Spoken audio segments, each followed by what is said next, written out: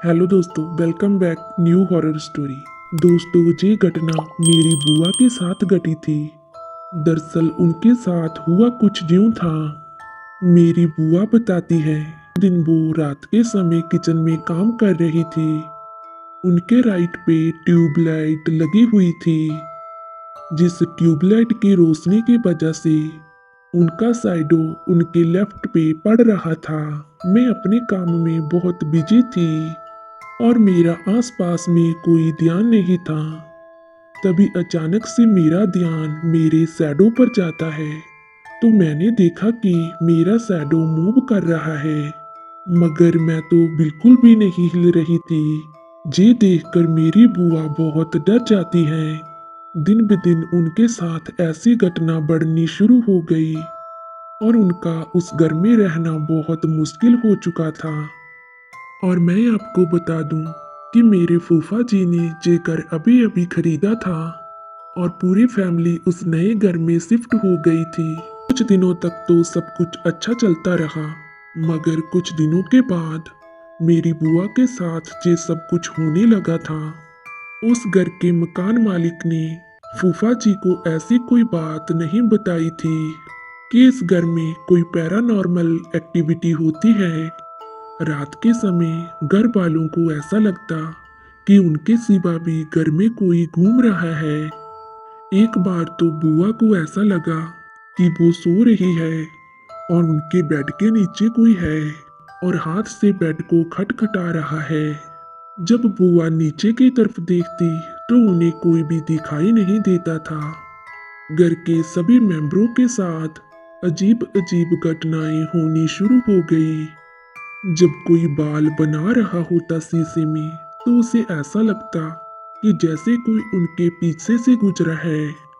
उनकी चीजें खुद ब खुद खो जाती और काफी ढूंढने के बाद उनकी चीजें किसी और ही जगह पर मिलती। उन्होंने घर पर एक कुत्ता भी रखा हुआ था, जो कि हमेशा ही भौंकता रहता और घर के सभी मेंबर नोटिस करते कि वो कुत्ता घर के किसी भी कोने में अजीब ही तरीके से देखना शुरू कर देता था। वो बहुत देर उसी जगह पर देखता रहता और वो कुत्ता डरता रहता और डर के मारे भौंकता रहता। और एक चीज और भी होती थी कि अक्सर उनके दरवाजे पर एक फकीर आता था और जैसे ही घर का कोई भी सदस्य उसे कोई ना कोई चीज देने के लिए दरवाजे पर जाता और जब वो दरवाजे पर देखते तो उन्हें बाहर कोई भी दिखाई नहीं देता था। हमेशा ही एक अजीब सी बूढ़ी औरत गली के कोने पर जाती हुई दिखाई देती। एक दिन मेरी बुआ किचन में काम कर रही थी और दरवाजा नॉक हुआ। उन्होंने किसी फकीर की आवाज सुनी थी, मगर उस दिन उन्होंने पैसे ना निकालकर सबसे पहले दरवाजे को ही खोलना सही समझा और उन्होंने भाग कर दरवाजा खोल दिया। तो उन्होंने देखा कि दरवाजे पर एक औरत खड़ी थी।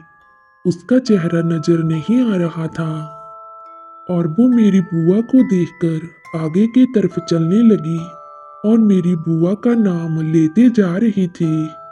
मेरी बुआ ने उस औरत को आवाजें भी लगाई, लेकिन उस औरत ने बुआ को कोई जवाब नहीं दिया और आगे बढ़ते हुए गली के कोने से मुड़ गई। और फिर कुछ दिन ऐसे ही गुजर गए। बुआ एक दिन अपने कमरे में आराम कर रही थी और उन्होंने सुना कि उनके कान में कोई बड़बड़ा रहा है। बुआ उस आवाज को समझना चाह रही थी। बुआ ने उस आवाज को समझने की बहुत कोशिश की।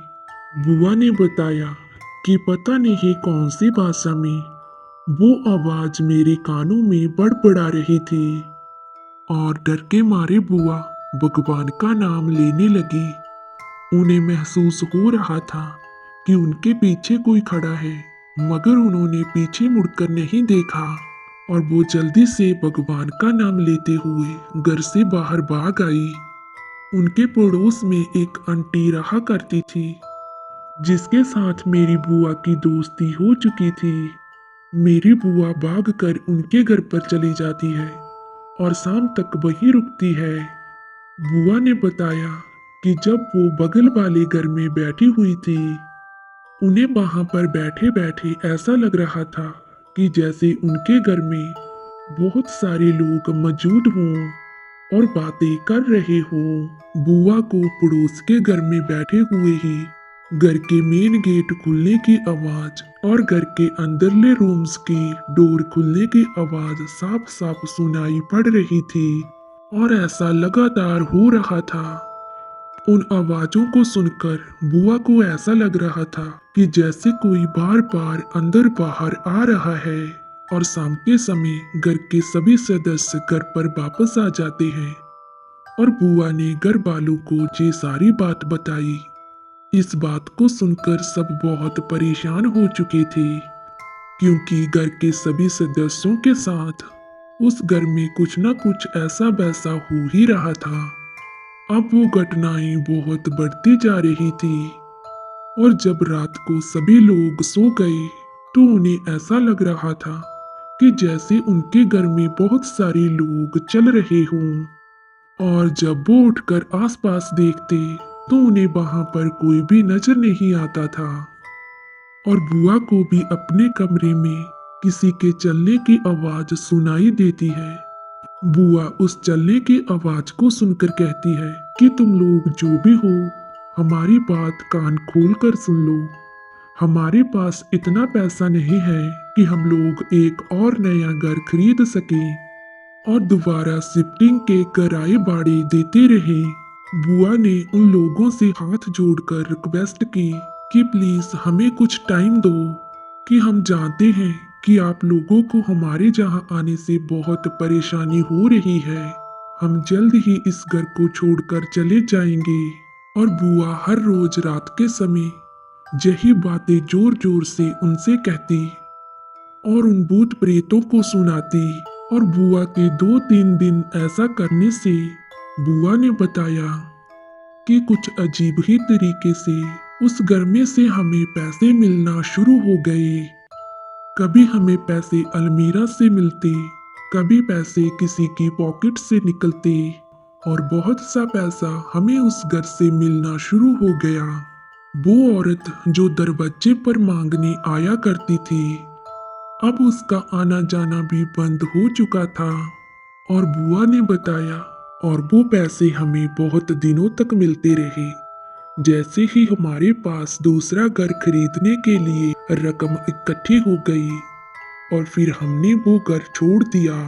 लेकिन आज भी बुआ उन भूत प्रेतों को कभी भी बुरा नहीं कहती, क्योंकि वो कहती हैं कि वो भूत प्रेत अच्छे थे। वो उनका घर था और उन्होंने हमें दूसरा घर लेने की मदद भी की। अगर वो हमारी मदद ना कर हमें परेशान करते रहते तो फिर हम तो सड़क पर आ जाते। और बुआ हमेशा ही उनकी मुक्ति के लिए भगवान से प्रार्थना करती रहती है। तो दोस्तों, आज की कहानी में बस इतना ही। अगर आपको हमारी आज की कहानी अच्छी लगी तो प्लीज़ वीडियो को लाइक शेयर जरूर कीजिए और हर दिन एक नई कहानी सुनने के लिए प्लीज़ चैनल को सब्सक्राइब जरूर किया कीजिए।